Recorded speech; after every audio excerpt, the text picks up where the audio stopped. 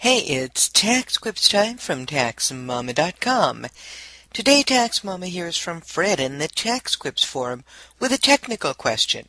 He says, page 32 of the 2010 instructions for Form 1120S, the sub-S corporation tax return, explains how to determine the adjusted gain or loss to enter on line 15B of the 1120S Form K1, or Schedule K1.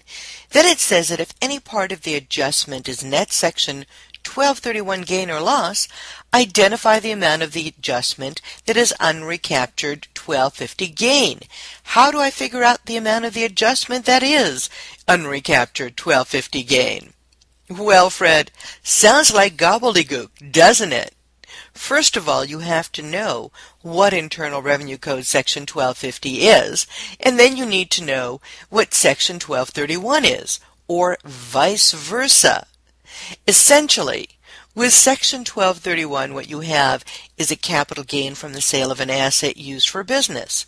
And if there happens to be a Section 1250 recapture, it's because the business asset is real estate.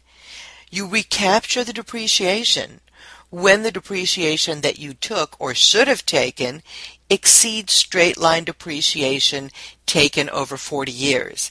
That part of the gain will be treated as ordinary income, subject to a tax rate of 25% instead of the usual 0% or 15% of capital gains rates.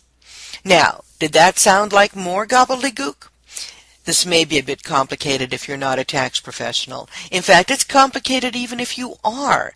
So if you don't clearly understand this explanation, I urge you to work with a tax professional to properly compute the gain or loss from the sale of the real estate and any related Section 1250 recapture.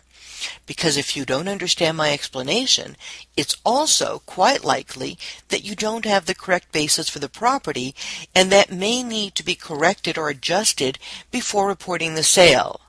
While I truly encourage people to prepare your own tax return, there are some tax returns that should not be done by amateurs, and tax returns involving the sale of business assets and or real estate should only be prepared by experienced professionals. Sometimes even we have to dig deeper and research issues involved in the transactions. And remember, you can find answers to all kinds of questions about recaptures and other tax issues free. Where else? At TaxMama.com.